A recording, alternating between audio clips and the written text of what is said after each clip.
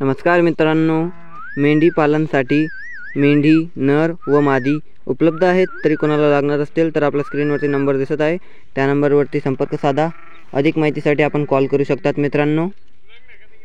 जर आपल्याला लागणार असतील तर कॉल करा आणि व्हिडिओ आवडल्यास व्हिडिओला लाईक करा व आमच्या चॅनलला सबस्क्राईब करा। मेंढ्या पण उपलब्ध आहेत मित्रांनो, आपण चॅनलवरती दुसरा व्हिडिओ पाहू शकतात। धन्यवाद।